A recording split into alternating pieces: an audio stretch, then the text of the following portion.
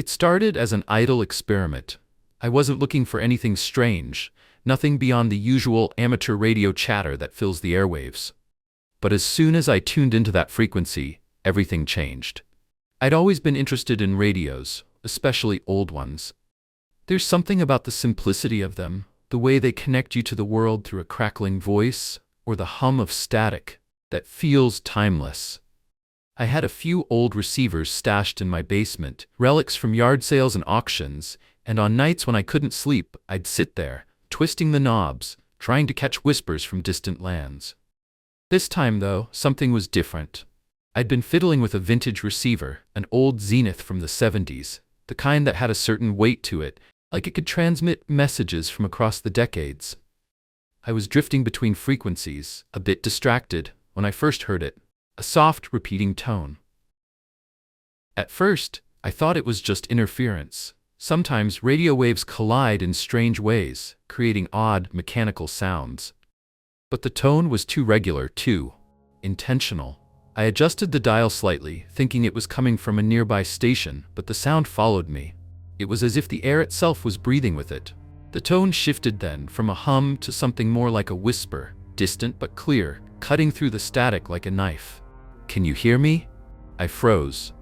It wasn't the voice of a person, not exactly. It was distorted, warped by static, but there was something undeniably human about it.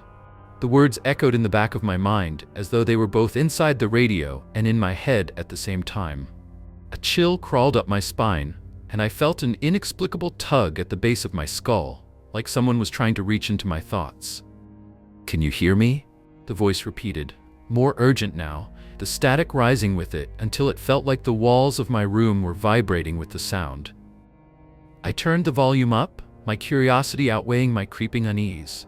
The whisper continued, each word sinking deeper into my mind, as if it were meant for me and me alone.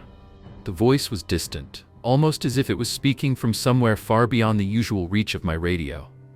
"I've been waiting for you." My breath caught in my throat. There was something unsettling about those words, something that felt too intimate, too personal.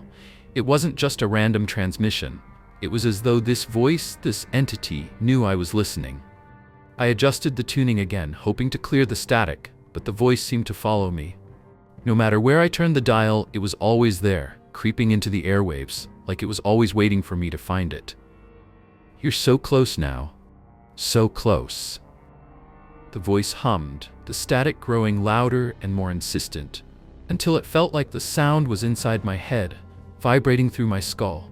I snapped the receiver off, the sudden silence so profound it felt almost painful. I sat there in the quiet, my heart pounding, my hands shaking. I couldn't believe what had just happened. Had I imagined it? Was it some kind of prank, a clever radio trick designed to mess with the listener? But as I sat there trying to rationalize it, a cold sensation crept over me.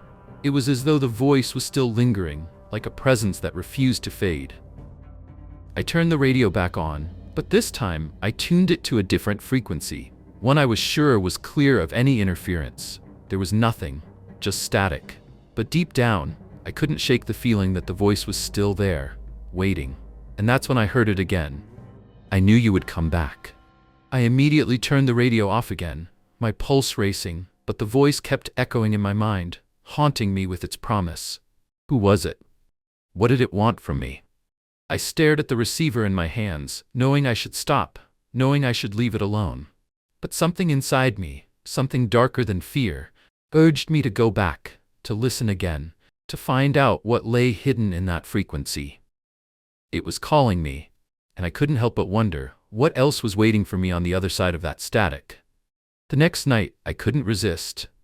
The voice had lingered in my mind, its words haunting me like a song I couldn't shake. I had to know more. I set up my radio again, the old Zenith, its chrome knobs gleaming under the dim light. This time, though, I wasn't just curious. I was compelled. That strange pull, that feeling of being drawn towards something I couldn't understand, was still there, gnawing at the back of my mind. And so, despite the unease growing in my chest, I tuned the receiver to the same frequency where I'd heard the voice the night before. At first, all I heard was the same static, thick and oppressive, as though the radio were trying to smother me with its noise. But then, As if it had been waiting for me, the tone appeared again. It was the same soft, repeating hum, stretching out into the static, just like before. I adjusted the dial, trying to find a clearer signal, but the static seemed to have a life of its own. It moved, shifted, and the hum morphed into a distorted whisper. "You're still here." The voice was clearer this time, less muffled, more direct. I swallowed hard, fighting the urge to turn the radio off again. But it wasn't fear that held me in place now. It was something else, something darker. The curiosity had turned into an obsession, and I couldn't stop myself from leaning in closer, as though the answer to something profound was just within reach. "You're listening." The voice breathed through the static, soft and sweet, but the undertone was something else. A threat, or perhaps a promise? I felt my skin crawl, but the voice had already begun to wrap around my mind, and I couldn't pull away. My fingers twitched on the receiver, but the dial seemed to turn of its own accord. I wasn't in control anymore. "Closer. Just a little bit closer." It whispered again, coaxing me like a lullaby. And then it shifted. The hum faded into something darker. A new sound filled the air, faint, almost imperceptible at first, but as the seconds stretched on, it grew louder. The static seemed to fold into itself, creating shapes within the noise, blurry and formless, but undeniably there. I pulled the volume knob up, my heart thudding in my chest. The shadows in the room seemed to grow longer, the air heavier. Then the shape in the static took form. I could see it, or rather, feel it. It was like watching the static stretch into shadows, figures that drifted just beyond the edges of my vision. At first, they were faint, like dark streaks in the mist, but with every passing second, they solidified, becoming clearer, more real. Shadows, moving, shifting, watching. A figure emerged from the static, its outline jagged and unnatural. The air around me seemed to pulse, as if it was alive, as if the very fabric of reality were being distorted by whatever was coming through the radio. I froze. The figure in the static was looking at me. It had no features, just a void where its face should be, but its presence was undeniable. The shape shifted again, moving closer to the receiver, like it was trying to cross into the real world. "I see you," the voice whispered, this time more ominous, a sharpness creeping into its tone. "You can't hide from me, not now."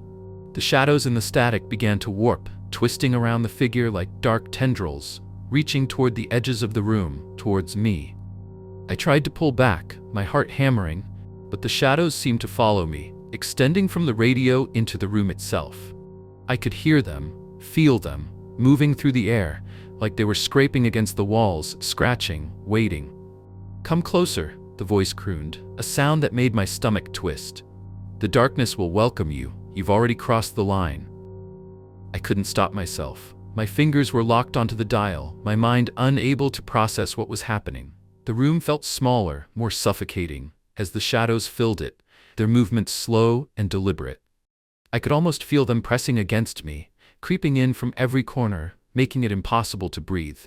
"You are mine now," the voice said, its tone changing from soft to sharp, each word like a command. The shadows reached forward, their edges curling, touching the edges of my vision, pulling closer, threatening to invade. I had to get away. My hands fumbled to turn the radio off, but it wouldn't stop.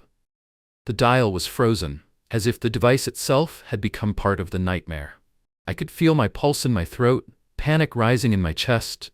I was trapped. Suddenly, the static crackled louder, a sharp, jarring screech that shook the walls, and I felt something cold, so cold it burned, press against the back of my neck. It was too much. My vision blurred, my body screaming for escape, and just as I was about to collapse under the weight of the terror, the radio clicked off. The room fell silent, the shadows receding back into the corners of my mind. I was shaking, drenched in sweat, but the horror wasn't gone. The darkness still lingered in the corners of the room, and I could still hear the faintest whisper of that voice in my mind. "I'll be waiting for you." I turned the radio back on. But there was nothing. No voices, no shadows, just static. But the damage had already been done. I knew now, whatever that voice was, whatever was coming through the static, it was real. And it would not be satisfied with just reaching me through the airwaves. It was coming for me, and I couldn't hide. Not now, not anymore. I couldn't escape it. No matter how hard I tried, that voice, distorted, cold but alive, haunted me. It stayed with me, pulsing in the back of my mind, even when I wasn't listening to the radio. It was there in the silence, in the space between thoughts, in the hum of the world around me. Every time I closed my eyes, I saw the shadows again. They were waiting for me. I couldn't shake the feeling that they were always just behind me, watching, following. It was as though I was being hunted, not by something physical, but by something far worse, something that lurked just beyond the boundaries of reality. I couldn't understand it. It didn't make sense. Why me? Why was it so fixated on me? I'd never even heard of anything like this before. The idea of a haunting transmitted through the airwaves was too bizarre to process, but the fear, the terror I felt every time I turned the radio on, told me it was real. I sat in front of the zenith again the next night, the static filling the room. It seemed louder now, more oppressive, like it was closing in on me. I knew what I was doing was dangerous, but the obsession had taken hold. My hand shook as I reached for the dial. There was no turning back. I tuned it to the frequency. The hum began immediately, low and pulsing, like it was coming from deep beneath the earth. I could feel it in my chest, the pressure of it pushing against my ribs, and then the voice came again. This time it wasn't just a whisper. It was clearer, more defined. It wrapped around me like a cold wind, sending a shiver down my spine. "You couldn't stay away, could you?" The words hit me like a slap to the face. There was no mistake about it this time. This wasn't random static or a trick of the airwaves. This thing was speaking to me. It knew who I was. It knew what I had done. And it was waiting. I recoiled, but I couldn't turn it off. My fingers were glued to the dial, and the static seemed to hold me captive, pulling me back toward the voice. There was a strange feeling in the air, as though the room itself was alive, as though the walls were closing in, pressing in on me with every word that came through the speakers. "I see you." It was so clear now, so unmistakable. The voice wasn't distorted anymore. It wasn't the static that filled my ears. It was the sound of something else, something that shouldn't have been able to exist. It was like it was speaking directly into my mind, cutting through the air and the radio waves. The shadows in the corners of the room seemed to pulse with it, their presence growing stronger with each passing second. I felt them, not just in my peripheral vision, but all around me. I could hear them now, faint skittering noises, like something crawling just beneath the surface of reality, just out of reach. "You opened the door." I didn't understand. What door? What did the voice mean? I couldn't breathe. The walls of the room seemed to be bending inward, and I could feel the temperature dropping. My breath fogged in the air in front of me, even though the heat was still on. The radio crackled again, and the voice grew louder, more insistent. "You are mine now. You called to me, and now I will take what's mine." Panic surged in me. I slammed my hand down on the power button, desperate to cut the connection, to break the hold it had on me. But nothing happened. The radio didn't turn off. The static didn't stop. It only grew louder, the voice twisting and warping, becoming more monstrous with every second. I turned the dial wildly, desperately trying to escape the suffocating, invasive sound. But no matter where I turned, the voice followed me. It was everywhere. It was in the static, it was in my mind, it was in the air itself. "You should have never listened." The voice was growing more malicious now, more aggressive, as though it was savoring my fear. The shadows in the room had fully come to life now. I could hear them moving around me, their whispers mingling with the static. They were everywhere. Around me, beneath me, inside the walls. I could feel something cold brush against my skin, and I froze, my heart pounding in my chest. The shadows were closer now, their presence undeniable. The radio's static seemed to warp, bending the very air around me. And then, for the briefest moment, I saw it, a figure half-formed in the static. It was a silhouette, tall, dark, with long, reaching limbs that twisted and writhed like smoke. Its face was a blank void, a darkness that swallowed all light, but I could feel its eyes. It was staring at me, watching me, waiting. "Come closer," the voice crooned almost tenderly. "I've been waiting so long." I didn't want to listen. I didn't want to hear it anymore. But there was something magnetic about it, something I couldn't escape. The air was thick with a presence I couldn't describe, a force that seemed to pull me toward the receiver, toward that thing on the other side. I was going to lose myself. I could feel it. If I stayed here, if I listened any longer, I would disappear into the static. I forced myself to move, wrenching my hand away from the dial. But the radio didn't stop. It kept playing, kept calling. It was like a thread, pulling me back into its depths. I don't know how much time passed, but when I finally managed to disconnect the power, the room fell silent. But even then, it wasn't over. I could still hear it, faint but unmistakable, scratching at the edges of my thoughts. I'll be waiting. It had been a week since I'd heard the voice on the radio, but the unease, the feeling of something watching, never left. I could feel its presence every time I entered a room, every time I turned the corner, or sat in silence. It wasn't just the voice anymore. It was in the air, in the walls, in the shadows. The radio was still unplugged, still sitting silently on the desk, but the fear had become a constant companion. I thought maybe it would go away if I ignored it, if I just lived my life.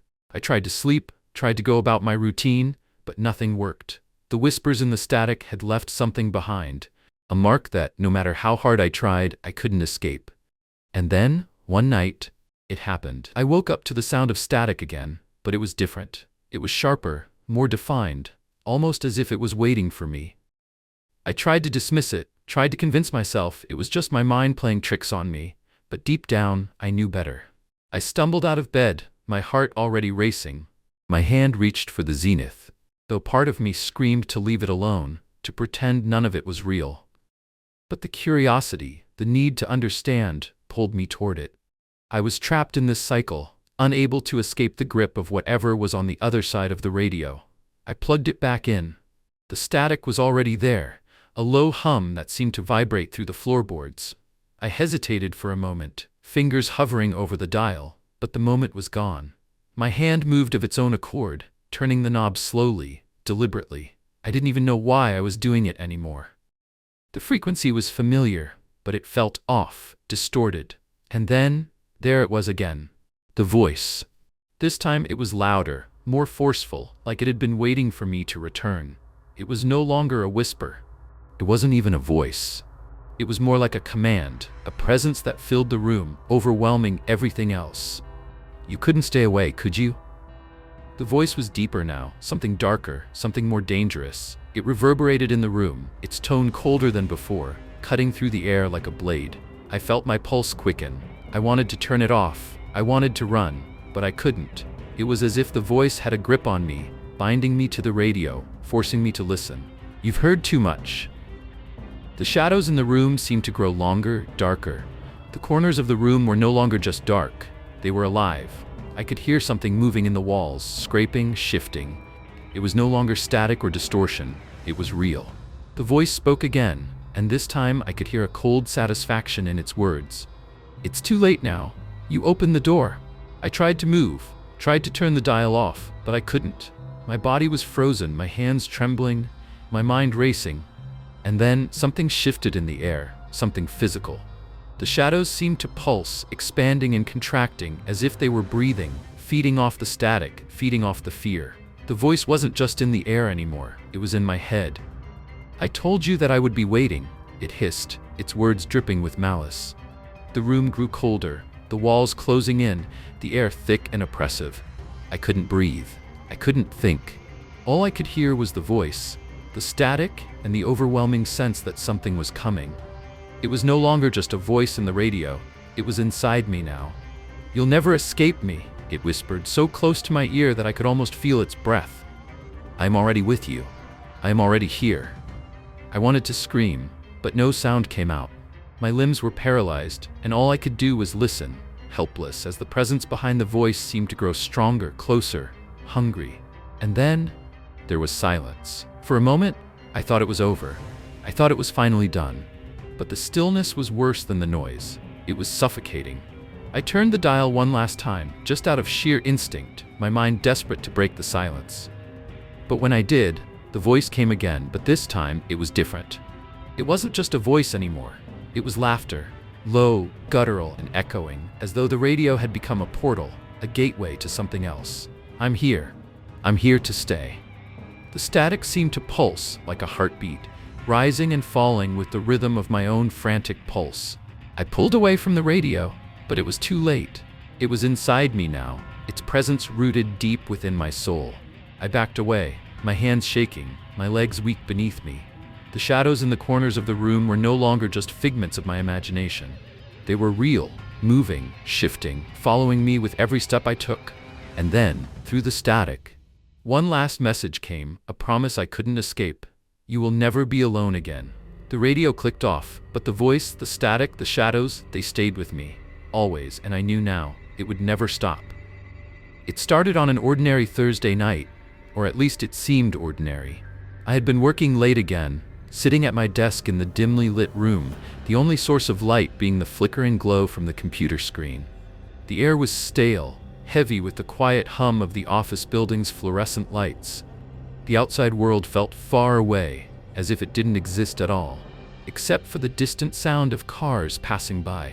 I was about to pack up for the night when something strange happened. The radio, my old dusty AM/FM receiver that I'd kept in the corner of the room, mostly forgotten, clicked on by itself. I froze, my eyes locked on the radio. It wasn't like I'd left it on. I distinctly remembered turning it off earlier in the day. The knob sat still now, but the sound was unmistakable, a soft crackling noise like static moving in waves. I stood up, walked over and tried to turn it off, but nothing happened. The dials were unresponsive. The static grew louder, more insistent, as though it had a mind of its own. I hesitated. Should I unplug it? My first instinct was to rip the plug from the wall, but I was curious. Curiosity had always been my downfall, and now it seemed I couldn't stop myself. I turned the volume dial up just a notch, and then the static shifted. A voice came through, faint at first, like it was trying to cut through a heavy fog. "Can you hear me?" I blinked, my breath catching in my throat. It sounded distant, but real. Too real. I stood frozen, unsure of what I was hearing. The voice didn't sound like a recording or an old transmission. It sounded live, as though it was speaking directly into my ear. The static continued to swirl around it, but there was something else, something wrong about the way the words felt. "Can you hear me?" the voice repeated, this time louder, clearer. It wasn't a question anymore, it was a command. I wasn't sure what to do. Should I answer? Should I respond? I didn't even know if it was safe to speak into the radio, but the voice had asked, and for some strange reason, I felt compelled to comply. I leaned in closer. My heart was beating faster now, a sense of dread creeping through me. "Yes," I whispered into the darkened room. "I hear you." There was a long pause, a stretch of empty static. The silence felt heavier than it should have, like it was waiting for something to break it. I could feel a chill in the room now, an unnatural coldness creeping into my skin, but I couldn't stop. The voice, it was still there, waiting. And then, the response came. "We've been waiting for you." The words echoed in the room. They were chilling. Too chilling. Something about the way they were delivered, calm, unnervingly calm, made the hairs on the back of my neck stand up. I couldn't place it, but I knew something was terribly, terribly wrong. This wasn't just a prank. This wasn't a malfunction. The radio buzzed again, a low hum vibrating through the walls. The voice seemed to shift, and I swore I heard other voices, faint and layered, underneath the one that spoke to me. It wasn't just one person, it was many, speaking at once in different tones, like a chorus of whispers all tangled together. "Come closer." The words were insistent now, as though they were pulling at me. I took a step back, the breath catching in my throat. My instinct screamed at me to turn off the radio and leave the room, to get as far away from it as possible, but I couldn't bring myself to move. The radio seemed to draw me in, as though it was alive, feeding off my fear. I was paralyzed, caught between terror and something else, something I couldn't quite name. Then the voice spoke again, but this time, it wasn't just words, it was laughter. Low, guttural, and full of malice. "You should have never listened." I staggered backward, my pulse racing. The laughter echoed through the room, surrounding me, filling the space until it felt like I was drowning in it. I grabbed at the radio's dial, desperate to shut it off, but the static grew louder, more oppressive. The laughter grew louder, more mocking, like it was mocking me for thinking I could escape. It was too late. A surge of panic flooded through me. I slammed the radio's power button again and again, but it wouldn't turn off. The voices continued, growing in number, growing in intensity, as though they were all trying to speak at once, clawing through the static, desperate to reach me. I was about to scream when I heard it. A whisper. So faint, so quiet. We're already inside. In that moment, I realized, with a sinking feeling in the pit of my stomach, that the voice wasn't just coming through the radio. It was in the room. It was in the walls. It was all around me. And then the radio went silent. The room fell still, and for a moment, I thought maybe it was over. But as I stood there, frozen in place, I realized I could still hear it. The voices, faint but unmistakable, were still there. They were in my mind now, buried deep, just beneath the surface, whispering their dark promises. We've been waiting for you. And now I knew. They wouldn't stop until I gave them what they wanted. I couldn't shake the feeling that I was being watched. The radio had gone silent, but the unease hadn't left. If anything, it had intensified. The walls felt like they were pressing in on me, the air thicker, colder, and every creak of the floorboards echoed through the house like a warning. The next day, I tried to brush it off. After all, it could have been some kind of technical glitch. Maybe the radio had malfunctioned, or I had imagined the voices. I told myself that I was just tired. Late nights, too many hours spent at work. But as soon as the sun began to set, the nagging feeling returned, crawling under my skin, whispering that something was wrong. That night, I decided I wouldn't let the strange broadcast get to me. I would go to bed early and sleep through it, put the whole thing behind me. I made sure to unplug the radio, hoping that shutting it off would help me find some peace. But as I climbed into bed and pulled the covers up to my chin, the phone rang. It was a sharp, sudden sound that cut through the silence like a knife. I glanced at the clock. It was past midnight. I don't know why I even picked it up. It could have been anyone, a wrong number, a telemarketer, who knows? But something compelled me to answer it. I picked up the receiver, my hand shaking slightly. "Hello?" I said, my voice sounding too loud in the stillness of the room. There was a pause on the other end, a long, heavy silence that stretched until I almost thought the call had dropped. I was about to hang up when I heard it, a voice, soft, almost too quiet to hear. "Can you hear me?" The hairs on the back of my neck stood up immediately. The voice, it sounded familiar. It was the same voice from the radio. But how could that be? The radio was off. I had unplugged it myself, made sure it was dead silent. "You're not alone." I froze. The voice was clearer now, more distinct. It sounded almost like it was breathing, like it was too close, like it was right next to me. I tried to speak, to ask who it was, but my voice caught in my throat. It felt like I couldn't breathe, as if the air itself was being sucked out of the room. The voice on the other end spoke again, slow and deliberate, each word a cold caress against my ear. "You can't hide from us." I slammed the phone down, my heart hammering in my chest. My hands were trembling, and I could feel the cold sweat prickling on the back of my neck. My mind raced. Who was that? How did they know my name? And why did it sound like the voice on the radio? I looked at the phone, now resting motionless on the table, and for a split second, I thought I saw the screen flicker. I had no idea what was going on, but all I knew was that this wasn't just a phone call. This wasn't just some mistake. Something was happening. Something was trying to reach me, and I didn't know how to stop it. I sat in silence for a moment, trying to gather myself. My heart was still pounding, my pulse echoing in my ears. My mind kept racing through possibilities. Could someone be messing with me? A prank? But no, this felt different. It felt real, and it wasn't just the voice on the radio anymore. Suddenly, the phone rang again. I almost didn't want to pick it up, but I did. My hands were cold as I grabbed the receiver. My pulse was still racing. "Hello?" I managed to say, my voice a little more steadied now, though fear still crawled in my throat. The same voice came through, but this time, it was louder, more insistent, more urgent. "You can't run away from us." I barely held it together. I wanted to throw the phone across the room, to rip it out of the wall, but something held me in place. I had to know what was happening. Who was calling me? I swallowed hard. "Who is this?" I asked, my voice trembling. There was a pause and then a laugh. Low, chilling, and filled with something dark. Something that made my stomach churn. "We're the ones you can never escape." A chill ran down my spine. The laugh echoed in my ears. Even after the call had ended, the line going silent again. I stood there, frozen, trying to catch my breath. It wasn't just a phone call anymore, it was a warning. And I knew, deep down, that it wasn't over. The voices, the presence, wasn't something that would simply go away. It had followed me from the radio, and now it was reaching me through the phone. I could feel it, wrapping itself around me like a noose, slowly tightening, pulling me in. I looked at the phone, then back at the darkened room. The silence felt oppressive, suffocating. I had no idea who or what was on the other end of those calls, but one thing was clear. They were not going to stop. And I didn't know how much longer I could last.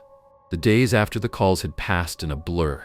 My mind felt clouded, like I was walking through a fog that wouldn't lift, no matter how hard I tried to shake it off. The calls continued, coming at odd hours, always in the dead of night. I couldn't sleep, couldn't think clearly. The voice on the other end of the line had become a constant presence, haunting every moment of my waking life. The same words echoed through my mind, over and over. You can't run away from us. I tried to disconnect from everything. I unplugged the phone, put it in a drawer, and shut myself off from the outside world. But the silence that followed wasn't the kind of peace I'd hoped for. It was suffocating, like the quiet itself was waiting for something. I had to know who was behind these calls. I had to find out what was happening to me. I started digging. I spent hours online, searching for any connection, any link to these strange events. I went through local news archives, hoping to find something, anything, that might explain what was happening. I searched through old police reports, hoping there might be a clue, some way to understand what was going on. And then, I found it, a report from the late 1980s. It was a small, local story that barely got any attention at the time, but something about it caught my eye. It detailed a series of disappearances in a neighborhood not too far from where I lived now. The victims were all young, well-known in the community, and the only connection between them was that they all received strange, cryptic phone calls before vanishing. The more I read, the more I realized that the voices I'd been hearing weren't a new phenomenon. They were part of something that had been happening for years, something far darker than I had imagined. These people hadn't just disappeared, they had been taken. And the phone calls, the voices, the whispers, they were all connected. I sat back in my chair, staring at the screen, trying to process the information. Could it really be true? Was there a pattern here? Was I somehow part of something much bigger than I could have ever understood? That night, I was determined to find out more. I couldn't sleep, not with what I had learned. I grabbed my phone, hesitated for a moment, then dialed the number listed in the report. I didn't know what I was expecting, but I knew I had to try. It rang once, twice. I felt my stomach twist as the seconds ticked by. I had no idea who I was trying to reach, or if anyone would even pick up. Then, the line clicked. Hello? The voice was rough, strained, like someone who had been awake for far too long. But there was something familiar about it. It was the same voice from the radio, the same voice from the phone calls. I could hear it now, clear and unmistakable. I gasped, my heart pounding in my chest. Who are you? I demanded, my voice trembling. What do you want from me? The voice chuckled, a low, dark sound. We've been waiting for you. I felt a chill run down my spine. What do you mean? Why are you doing this? Another pause. I could hear breathing, shallow, almost as if it was too hard for the voice to speak. Then it whispered, "This is not the first time." My mind raced. Not the first time? What did that mean? My hands shook as I pressed the phone harder against my ear, trying to hear every word. You think you're the first? The voice continued, its tone growing colder, more unsettling.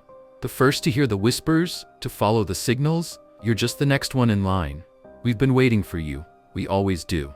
My blood ran cold. The past, my past, was somehow connected to this, to whatever was behind these calls. But how was I part of this? I didn't know. I couldn't remember. The voice sighed heavily, as if it had been waiting for me to understand. You were never meant to forget. The signals, the voices, they've always been here, waiting. You were always going to come back to us. I felt a wave of nausea wash over me. The room seemed to tilt, the walls closing in. I had to get away. I had to hang up, but I couldn't. My hands wouldn't respond. I was frozen, caught in a web of fear and confusion. The echoes never fade, you know, the voice continued. They just wait. And when the time is right, they come back. They always come back. Suddenly, the line went dead. I dropped the phone in shock, my hands trembling uncontrollably. It was over, or at least I thought it was. But it wasn't. It was just the beginning. I was part of something that I didn't understand, something that had been lurking in the shadows for far longer than I could comprehend. And now, there was no escaping it. I couldn't escape it. The voices were everywhere now, echoing in the back of my mind, crawling beneath my skin. No matter how hard I tried to ignore it, to shut it out, they always found their way back. The phone calls had become more frequent, more insistent, and every time I thought I could find some semblance of peace, something new happened. Something worse. That night, the radio came back on. I hadn't even touched it. It had been sitting unplugged for days, untouched, gathering dust in the corner of the room. I didn't know why I even bothered to keep it. It had been nothing but trouble since that first broadcast, the one that changed everything. But that night, something drew me back to it. The silence had become unbearable, and I thought, maybe, just maybe, hearing music would calm my mind. I sat down on the couch, my fingers brushing the dial of the radio. I hesitated for a moment, the hairs on the back of my neck standing up as I turned it on.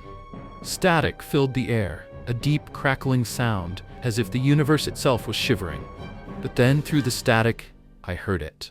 A voice, low and distorted at first, but unmistakably familiar. It was the same voice I'd heard over the phone, the same voice that had been haunting me. It spoke my name, slow and deliberate, like it was savoring each syllable. "Can you hear me?" it whispered, the static intensifying with every word. The room seemed to grow colder, the air thick and suffocating. I jumped back, my heart racing in my chest. My eyes darted toward the radio as I stared in horror. The voice was coming from there, from the very machine I had left off. But how? How could it be? The radio was unplugged, and then I understood. This wasn't just a transmission. It wasn't just a simple broadcast. It was calling to me. It was speaking directly to me, like it knew everything about me, my fears, my doubts, my regrets. The voice continued, undeterred by the static that seemed to consume it. "You thought you could hide. You thought you could escape." My hands shook as I reached for the volume dial, desperate to stop the sound. But no matter what I did, it wouldn't turn off. The volume kept rising, as if the radio itself had a mind of its own. "We've been waiting for you." It was the same thing it had said before. It always said the same things, over and over, like a broken record. I could feel my pulse pounding in my ears, my vision blurring as the static grew louder. The voice growing more distorted with each passing second. "The past has never been far away," it said, "and you will always hear our whispers. Always." I stumbled back from the radio, my breath shallow, my heart pounding like a drum. I could feel the walls closing in, the room spinning.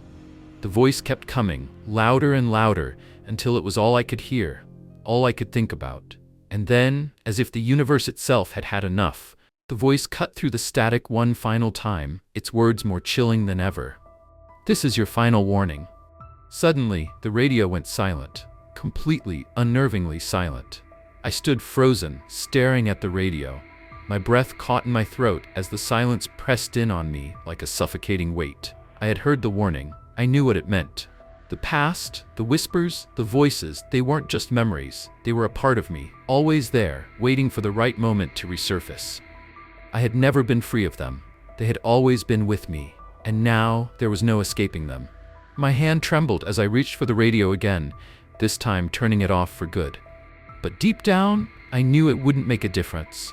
The voice, the call, the warning. It would never stop. It would never leave me. The radio's final message was clear. The whispers were always watching, always waiting, and they were coming for me. It was supposed to be just another quiet night. I'd been up late as usual, scouring the internet for strange radio frequencies, something to pass the time. I had always been fascinated by odd signals, the ones that seemed to appear out of nowhere on the dial, hidden among the static. It started as a hobby, a curiosity. But lately, it had turned into an obsession. There's something captivating about tuning into a frequency that shouldn't exist, something that lures you in and makes you question reality itself. I wasn't looking for anything in particular, but that night, something felt different. I was sitting at my desk, fiddling with my old receiver. The dial clicked as I turned it slowly, my ears straining to catch even the faintest sound. The usual hums, static bursts, and occasional distorted voices filled the air. But then, just as I was about to turn it off in disappointment, I heard something. Something faint. Something wrong. A whisper. It was barely audible at first, like a distant murmur, but the longer I listened, the clearer it became. The voice sounded unnatural. Like it wasn't coming from the radio at all, but rather from deep inside my mind. I adjusted the dial slightly, trying to get a better signal. I didn't want to miss a single word. And then, just as the static cleared, the voice spoke clearly. Frequency 666. I froze. I had never heard of a frequency like that before. It wasn't a number commonly used in any radio signal database I had found. It wasn't something anyone would intentionally broadcast. And yet there it was, frequency 666. My fingers hovered over the dial, unsure of what to do. It felt like something I should leave alone, but at the same time, something compelled me to keep listening. "You found it," the voice said, its tone low and guttural. "You shouldn't be here, but now that you are, you're ours." My breath caught in my throat. The words sent a chill down my spine. It was like I wasn't just listening to a transmission. I was hearing something alive, something that shouldn't exist, reaching out through the static to grab hold of me.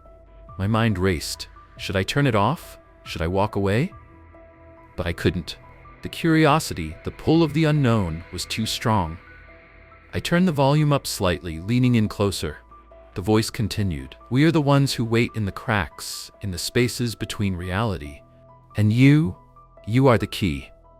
The hairs on the back of my neck stood on end. What did it mean by the key? What had I stumbled upon? I glanced at the clock on the wall. It was past midnight. The room felt suddenly colder, as if the temperature had dropped by several degrees. The voice on the radio grew louder, more insistent. "You have opened the door," it said, "and there's no going back." My hands trembled. I felt like I was being pulled into something I couldn't escape from. I reached for the dial, determined to turn it off, but before I could, the voice interrupted me. "You can't leave, not now, not after you've heard us." The static crackled again, and the voice disappeared, leaving behind an eerie silence. I sat there, heart pounding, staring at the radio. My mind was racing with thoughts I couldn't quite grasp. Had I really just heard that? Had that really been real?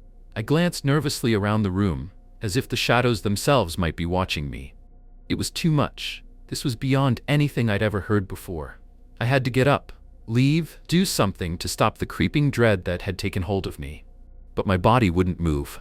I was frozen in place, listening to the silence now that the voice had gone. For a moment, I thought it was over. But then, the whispering began again. "We're not finished." The voice sounded different this time, closer, as if it was standing right behind me. My heart skipped a beat as I spun around, my eyes darting to the shadows in the corner of the room. There was nothing there. Just darkness. The voice continued, this time with a dark laugh. "You can't stop it now. You belong to us."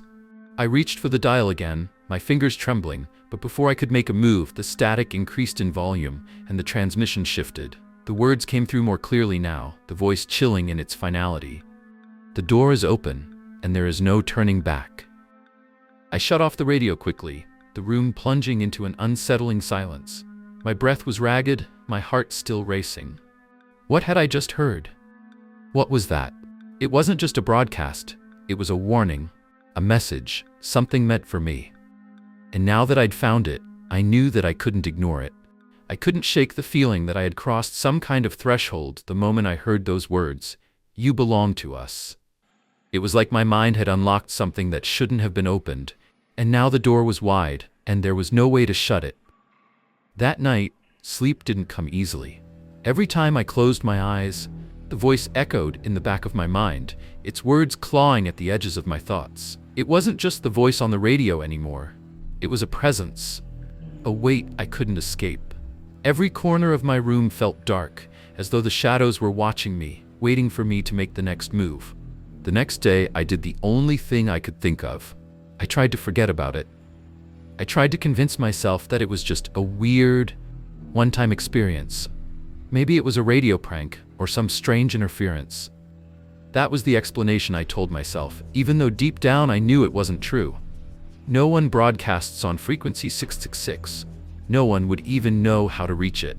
But as the hours passed, the unease grew. I found myself glancing at the clock, half expecting it to be just past midnight, wondering if the radio would call to me again. I could almost hear it in the back of my mind, like a hum that wouldn't go away.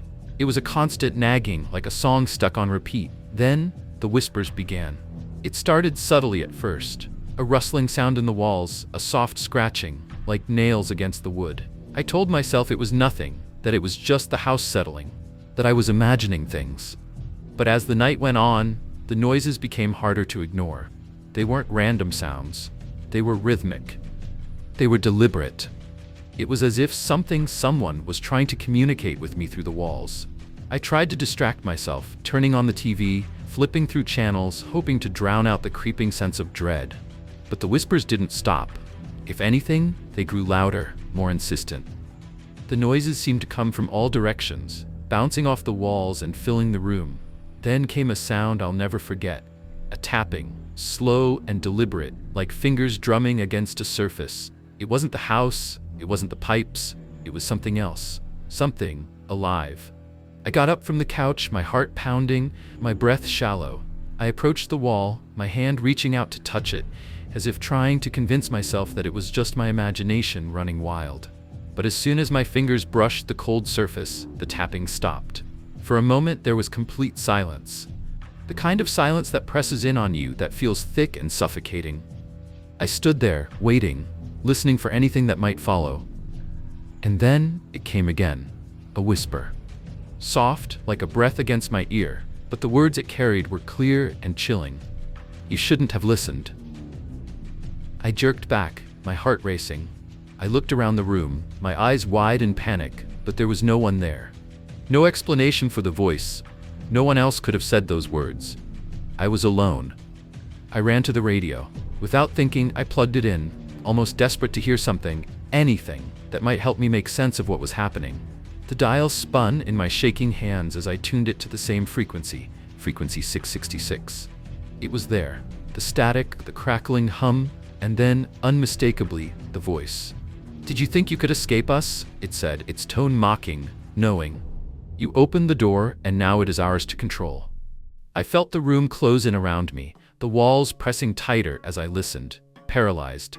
The voice wasn't just coming from the radio anymore, it was everywhere. It was in the room with me, in the very air I breathed. "You are not the first," it continued, the whisper growing louder, the words almost growing physical, like they were pressing against my skin. "And you won't be the last. The ones who listened before, they are still with us." My blood ran cold. The ones who listened before? What did that mean? And where were they now? The static intensified, drowning out the voice, and I thought I might lose my mind in the chaos. The radio crackled once more, and then everything went silent.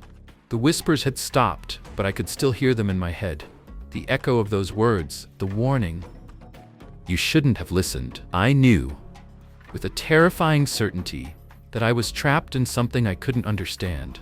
Something ancient. Something malevolent. And the worst part, the whispers weren't just voices from the past. They were voices from the future too. The more I listened, the more I realized that every moment I spent tuned to that frequency, I was drawing closer to something far darker than I could imagine. I wasn't just listening anymore, I was becoming part of it. The whispers didn't stop. They had become a constant companion in my mind, always there, lingering just beneath the surface of my thoughts. The words from the radio, the voice that haunted me, echoed in my ears no matter where I went. I tried to shut it out, to ignore the strange pull that seemed to draw me back to the frequency. But it was futile. It was as if the air itself was vibrating with their presence, their demand for attention. I couldn't even tell what was real anymore. At first, I thought it was just the lack of sleep, the pressure of all the strange events pushing against my sanity. But as the days passed, I began to notice things. Shifts. The world around me didn't feel right. The colors seemed off, like a photograph that had been poorly developed. Things flickered at the edges of my vision, as though the fabric of reality itself was starting to tear. I'd look at a lamp, and for a split second, it would twist, its shape warping unnaturally before snapping back to normal. I tried to explain it away, just exhaustion, just stress. But the more I tried to ignore it, the more pronounced these distortions became. Objects moved when I wasn't looking. People spoke to me in strange ways, their words fading as if they weren't quite there. I would hear the echo of their voices, but they were always slightly out of sync, as if they were coming from another place entirely. And then there were the dreams. Every time I closed my eyes, I was back in that dark space, the same place I had been when I first heard the voice on the radio. It was always the same. A vast, empty room made of nothing but static, the air thick with a hum I could feel vibrating deep inside my chest. The radio sat in the center, casting a dim light in every direction, but it was always too far away. No matter how hard I tried to reach it, it always stayed just out of my grasp. In these dreams, I was never alone.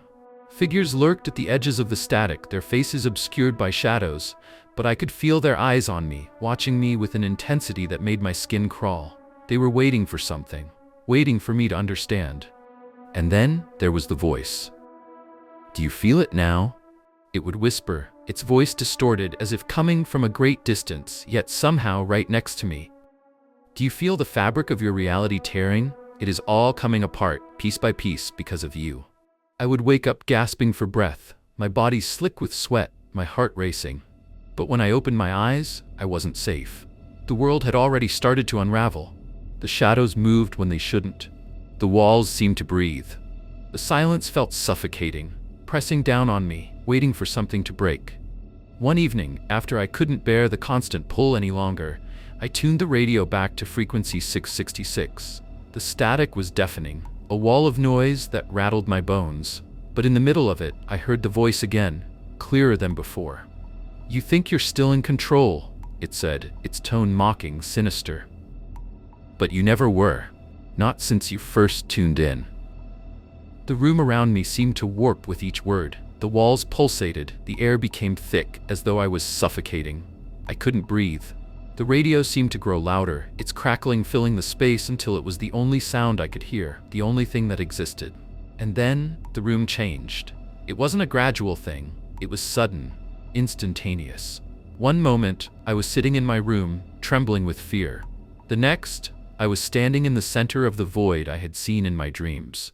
The static surrounded me, pressing in from all sides. The figures were there too, these distorted shapes, moving through the static like phantoms, their features twisted and blurred. I could feel them getting closer. "This is where you belong," the voice whispered, now no longer just on the radio but all around me. "You are part of the distortion now, and soon, there will be nothing left for you to return to." I reached out, desperate to grab hold of something, anything, but the air was thick like trying to push through water. I couldn't move. I couldn't breathe. I felt my body begin to break, like I was unraveling from the inside out. Just as the world around me was. My limbs twisted in unnatural ways, my vision flickering. The radio's static drowned out my thoughts, and the whispering became deafening, as if every corner of reality itself was screaming at me. And then, just as quickly as it had started, it all stopped. I was back in my room. Everything was exactly as it had been, as though nothing had happened. But I knew better. I could feel it now. The shifting, the distortion, the wrongness. I was no longer in control. None of us were. The voice on the radio had said it before, and now I understood it completely. The fabric of reality had already begun to tear, and I had no idea how to stop it. But the worst part? I was still listening, and every time I turned that dial, every time I heard that voice, I was letting it happen. I couldn't tell where reality ended and the madness began. I was trapped in a loop, a continuous cycle of distortion and fear, but I couldn't break free. The static was everywhere, inside my mind and around me, its presence growing, warping my perception. It was as if the world itself had become a radio, tuned to the wrong frequency, one that was constantly glitching, distorting, and never quite right. Every attempt to stop listening, to shut out the voice that haunted me, only drew me deeper into its grip. The static followed me, whispering in the background of my thoughts like a relentless companion. I had tried everything. Unplugging the radio, leaving the room, even breaking the damn thing in a fit of desperation. But nothing worked. The voice was everywhere. It knew me. It knew my every move, my every thought. It had become a part of me. I began to question if I was losing my mind. Maybe I was. Maybe I had already lost it. Maybe I wasn't even alive anymore. The voice said that I wouldn't be the last. It spoke of others who had listened, of people who had been claimed by the frequency before me. Had they all gone mad like I was? Had they been consumed by the static, their souls trapped in this never-ending nightmare? I tried to sleep. I needed to sleep. But the dreams were worse now, more vivid and far more real than anything I'd experienced before. Every time I closed my eyes, I was pulled back into that black void, the one from the radio. The static roared, the figures moved closer, their distorted shapes swirling in the darkness. The voice, its voice was everywhere, inside me, surrounding me. "You've come so far," it said one night. "And now there's no turning back." I woke up with a start, gasping for air, my body trembling as if I had just run a marathon. But when I looked around, nothing was different. The room was just as it had been, but I could feel the pressure building again. The static hadn't stopped. It was in my head now, constantly buzzing, constantly humming. I couldn't escape it. I stood up, my hands shaking uncontrollably. The radio. I had to get to the radio. Maybe if I listened one last time, I could understand what was happening to me. Maybe there was a way out. But I already knew there wasn't. As I walked toward it, the room seemed to twist. The walls bent and shifted like they were breathing. The shadows flickered in and out of existence, their shapes becoming more defined with each passing moment. My heart raced. I could hear the voice now, clearer than ever before.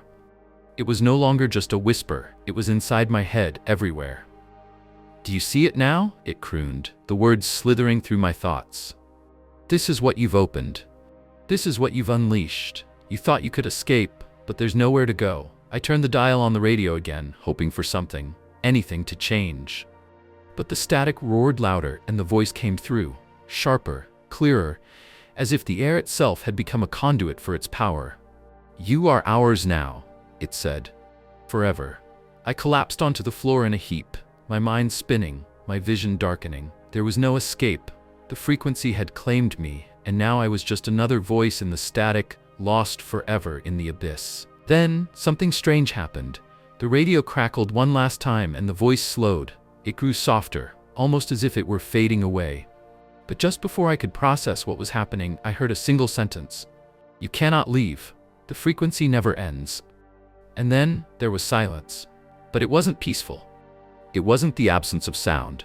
It was a different kind of silence, one that stretched on forever, a silence that pressed in on me, thick and suffocating. I tried to scream, but no sound came out. I was trapped. Not just in this room, not just in this moment, but in the frequency itself. The static had become part of me, and I had become part of it.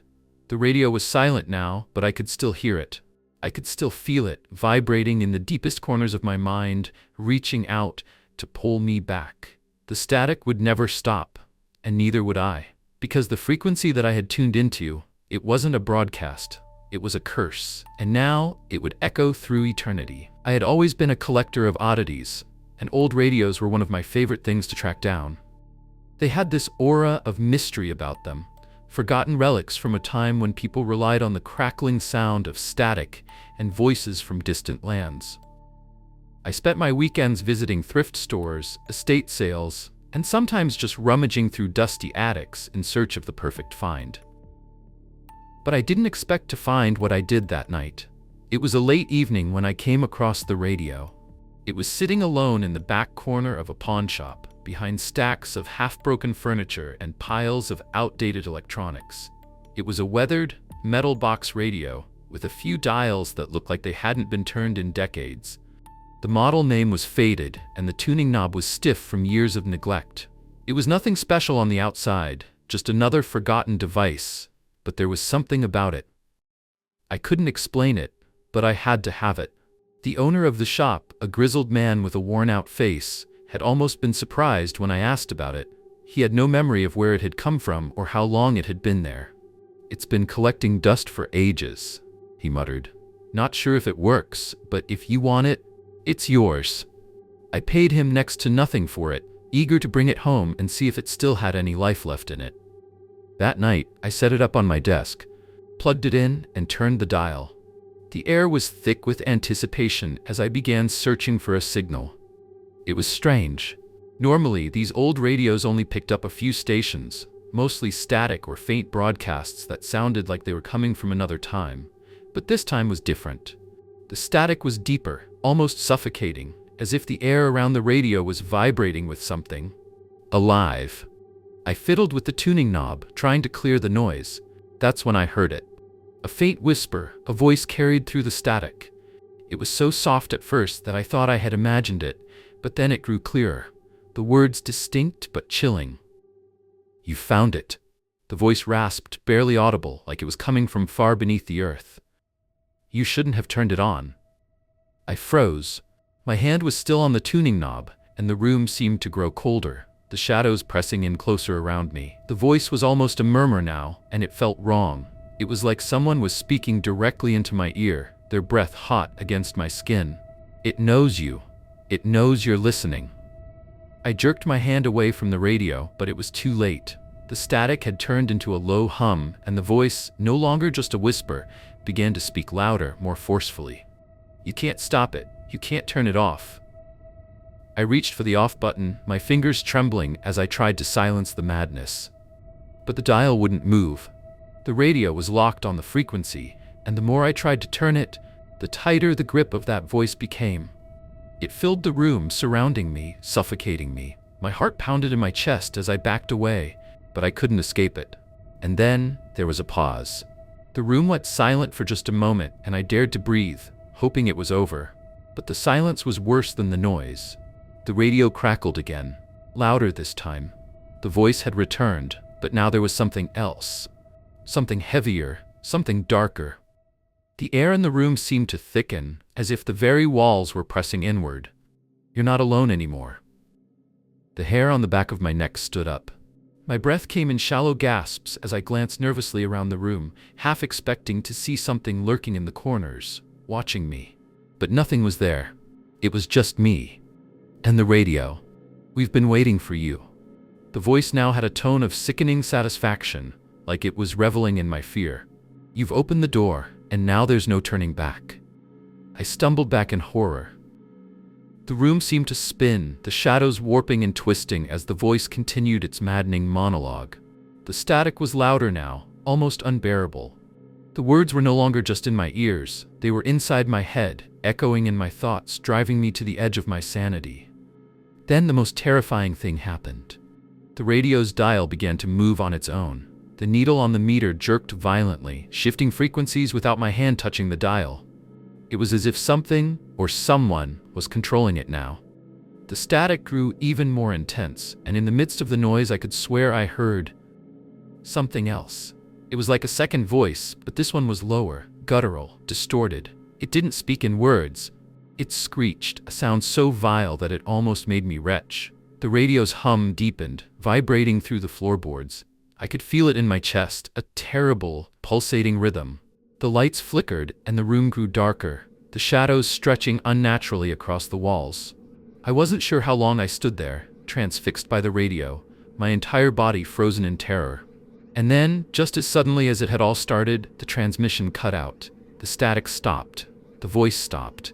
But the silence wasn't peaceful. It was oppressive, suffocating. Something was still in the room with me. I glanced at the radio. The dial was no longer moving. It was just still. But something had changed. There was a faint smell in the air, a metallic scent, like blood. It lingered in my nostrils, filling the room with its sickly sweetness. I stepped back, my eyes fixed on the radio. That's when I saw it. The screen of the radio, once clear, was now covered in something that looked like a thick, dark liquid. It was as if the transmission had bled into the air itself. It dripped down the sides of the radio, staining the metal casing. My stomach churned as I realized that this wasn't some static or malfunction. This was something else, and I had invited it in. The radio was silent now, but the terror lingered, and I knew deep down that I hadn't just found an old station. I had found something that was never meant to be heard, something that had been waiting for me. And now, it was too late to turn it off. The silence after the transmission had stopped felt like an intrusion, like it was wrong in a way I couldn't quite explain. My heart was still pounding, my skin slick with sweat as I stared at the radio. The strange liquid, whatever it was, continued to seep down the metal casing, as if it were alive, pulsing in rhythm with my heartbeat. My thoughts raced in a desperate attempt to make sense of it, but nothing added up. Nothing made sense. I stepped closer to the radio, my body shaking with dread. I had to touch it. I had to know if it was real. As my fingers brushed against the metal, I felt an electric pulse shoot through me, and I yanked my hand back, recoiling in shock. It was like the radio had taken on a life of its own, its presence suffocating, its energy seeping into the room, invading everything. I glanced around, half expecting someone to be standing in the doorway, watching me, but no one was there. The room was empty. The shadows, however, felt heavier than before, pressing in from all corners, as if the walls themselves were alive. My breathing came in shallow gasps as I scanned the room, but everything was the same, just as it had been before the transmission. Except, it wasn't the same. I could hear something now, a faint sound echoing in the stillness. It was distant, like a whisper, but it was unmistakable. My stomach tightened as I realized it wasn't just in the room, it was inside my head. The voice was there again, the same low rasp, but this time it wasn't coming from the radio. It was coming from the dark. "You shouldn't have heard us." I froze, the blood in my veins turning to ice. I hadn't imagined it. The voice was real. It was close. I spun around, trying to locate its source, but there was nothing. Just the darkness, stretching out across the room like an endless abyss. The whisper came again, this time louder, more insistent. "We've been waiting for you." My eyes darted to the radio, but it was silent now. Whatever I had heard had moved beyond the confines of the device. It was everywhere. It was in the room with me. The air felt thick, oppressive, as if something was closing in. I backed up, stumbling over the clutter on the floor, my pulse quickening with every passing second. The whispers came faster now, more frantic, as if they were circling me, each word scraping against my mind. "We are the broadcast." My breath caught in my throat as I realized what they meant. The radio had not just been an old machine, pulling in a strange station. It had been a conduit, a doorway into something far darker, far more dangerous than I could have imagined. And I had opened it. I could hear them now, their voices growing louder, more distinct, as if they were coming from every direction at once. My head throbbed with each whispered syllable. The shadows around me began to move, twisting and stretching like living things. I stumbled back, tripping over my own feet, but the whispers followed me. The darkness followed me. "You're ours now." I could feel them closing in, could hear the distorted laughter that echoed from all around me. It was like something was breathing down my neck, its hot breath just a hair's breadth away from my skin. I reached for the light switch, desperate to make the shadows retreat, but when I flicked the switch, nothing happened. The light refused to come on. The room remained drenched in darkness. My only source of illumination now came from the faint glow of the radio, which flickered in and out as if struggling against something unseen. I rushed toward it, hoping that I could turn something off. But when I tried to grab the dial, my hand passed through it as if the radio wasn't even there. It wasn't real. None of this was real. The voice, now louder than ever, rasped directly into my ear, as if it were standing right beside me. "You're ours now. You will never be free." I screamed, my mind spiraling, but the sound was absorbed by the darkness around me. The shadows twisted around my legs, pulling at me like invisible hands, dragging me toward the center of the room. I could feel them wrapping around me, squeezing, suffocating. The whispers became a chant. "We are the frequency. We are the signal. We are the dead that bleed." The words echoed in my mind, growing louder, more oppressive, until I couldn't tell where the darkness ended and the voices began. My head was spinning, my vision blurry as I fought against the invisible force pulling me down. Every time I tried to break free, the whispers grew stronger, more frantic. "You can't escape." The voice had a dark satisfaction to it now. "The broadcast is eternal." And just as I thought I might lose my mind, the room was filled with a deafening scream. The radio crackled to life again, louder this time, the frequency distorting, bending. A new voice, a deeper, more guttural voice, pierced through the static. "We will bleed." I fell to my knees, clutching my ears, as the voice wrapped itself around my consciousness like a vice, tearing through my mind with an intensity that made me feel as though I was being split apart. The room spun, the walls closing in, and I could hear nothing but the blood-curdling scream from the radio. And in that moment, I realized the terrifying truth. The broadcast wasn't just bleeding into my world, it was bleeding me dry. And I had no idea how to make it stop.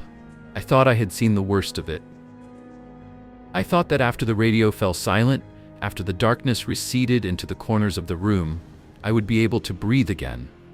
I thought the whispers, the voices, whatever they were, would finally fade.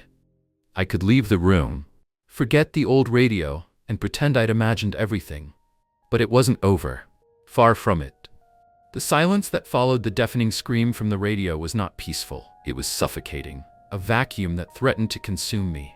My body shook uncontrollably, my mind reeling with the terror of what I had just witnessed.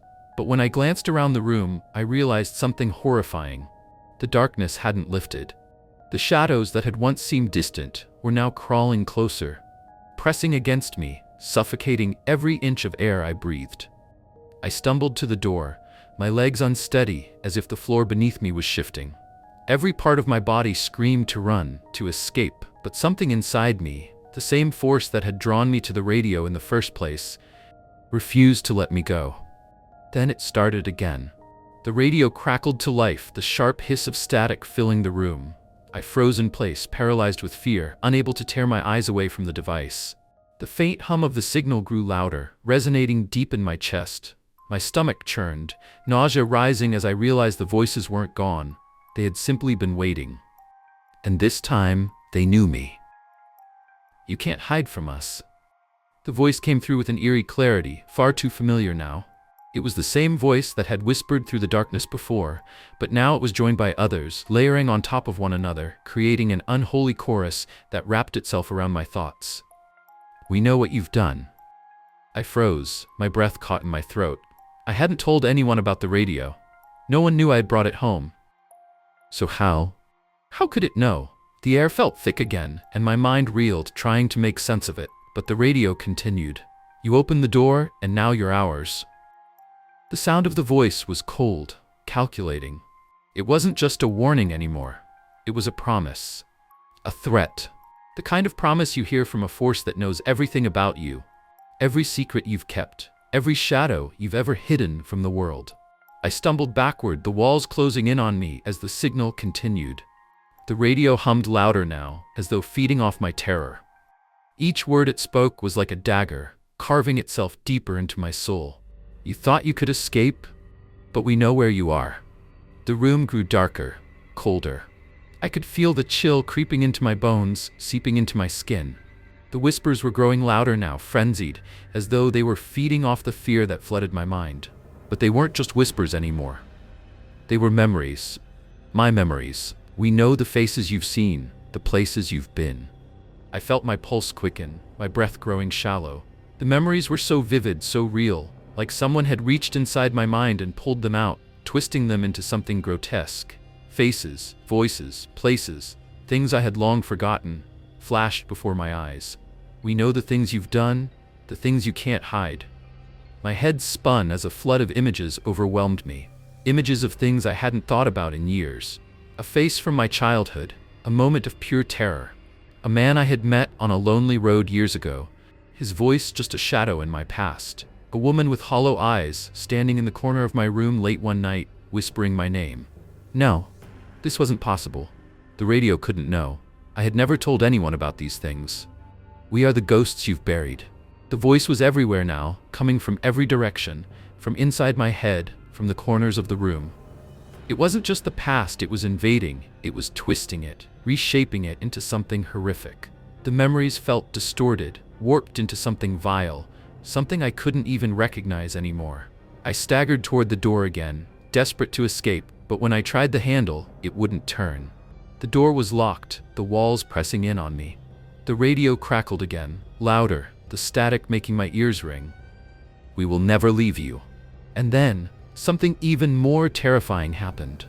The room shifted, the walls began to pulse, the shadows stretching and bending unnaturally. The air was thick, vibrating with a low hum, like the very fabric of reality was being twisted by the broadcast. I could feel the pulse of the signal deep within me, beating in time with my heart, sending shockwaves of dread through my entire body. It was too much. I couldn't breathe. My chest felt tight, my heart pounding in my ears. I looked at the radio again, but this time I saw something different. The screen, once clear, was now covered in a black liquid, thick and viscous like tar. It seemed to move on its own, undulating as if alive. The radio was no longer just a device, it was a portal, a gateway to something much worse than I had ever imagined. And I had opened it. You belong to us now. The final words came through, clear as day, and then the radio went silent. For a moment, I thought it was over. But the room was still alive with that feeling, the suffocating, crawling presence that wasn't just in the air, it was in me now. In my bones. My body trembled, my mind unable to process what had just happened. I could still hear the faint whispers, now fading, but they weren't truly gone. No, I had become a part of it. And I knew, deep down, there was no escape. The broadcast wasn't just a signal, it was alive.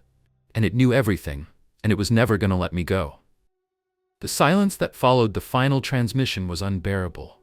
It was as if the world had stopped spinning, as if the very air had been sucked from the room. My body trembled, my senses on high alert, waiting for the next sound, the next sign that this nightmare was real. But there was nothing. Not a whisper, not a hum. The radio sat in front of me, its surface slick with the strange black liquid, but it was no longer making any sound. The voices that had haunted me for so long were gone. Or so I thought. I dared not move. Every muscle in my body was frozen, as if my very existence was under siege. The shadows in the corners of the room no longer shifted, but they felt heavier, more oppressive. They were watching me, waiting. I turned my back on the radio, my legs unsteady, my mind still reeling from the terror I had just endured. I tried to steady my breathing, but it was impossible. Every time I took a breath, I could feel the weight of the silence pressing against me, like a vice slowly tightening around my chest. And then, a sound. It was faint, like a whisper carried on the wind, but it wasn't in the room. It wasn't even coming from the radio. It was coming from inside my mind. You thought it was over. I recoiled, the words echoing through my skull like a hammer against fragile bone. The voice was softer now, but no less terrifying. It was a presence, a thing that had been with me since the moment I had turned on that radio, feeding off my fear, my confusion. It had followed me. You can't escape. I gripped the edge of the table to steady myself, my fingers trembling. I wanted to scream, to fight back, but the words stuck in my throat. The more I thought about it, the more I realized there was no escape. The signal had marked me. I was bound to it now, tied to something far older and more sinister than I could understand. The room felt even colder now, the temperature dropping rapidly as if something had opened within the very walls, pulling the warmth from the air. I could feel it. Something was coming, and I knew it wasn't going to let me go. I couldn't take it anymore. I had to get out. I turned toward the door, my legs shaky, but the handle wouldn't budge. My pulse spiked. I tugged at it again, harder this time, but the door was locked. No, it wasn't just locked. It was sealed. My thoughts spiraled. I pounded on the door with my fists, shouting for help, but no one came. No one could hear me. The room felt smaller now, closing in on me, and I could feel the suffocating pressure of it, the weight of the shadows, the whispers. The very air was alive with them. The radio crackled again, and this time I couldn't tear my eyes away from it. It was calling me, beckoning me to listen, to hear the final message. I stepped toward it, my feet moving of their own accord, drawn by the pull of something beyond my understanding. I could almost hear it, a faint hum beneath the static, a rhythm I couldn't place. But then, in the silence that followed, I heard something else. Footsteps. Soft at first, like the shuffling of bare feet across the floor, but they grew louder, more deliberate, as if someone, or something, was moving toward me. My breath hitched in my throat. I turned, heart pounding, eyes wild, searching the room for any sign of life. But there was nothing. No one was there. The footsteps stopped. Then the voice came again, clear as day, right in front of me. You never should have listened. I spun toward the source, but no one was standing there. The room was empty, the shadows still and unmoving.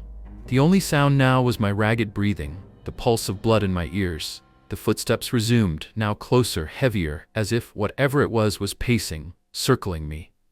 The darkness thickened, swirling around my legs, reaching up to pull at me, to drag me into the suffocating abyss that seemed to stretch beyond the walls. I tried to move, to escape, but my body wouldn't obey. I was paralyzed, frozen by an unseen force. And then, a sound I will never forget, the unmistakable crackling of the radio, louder this time, followed by a voice. "You will always hear us." The words sliced through me like a blade. The coldness, the dark presence, it was everywhere now. It was inside me.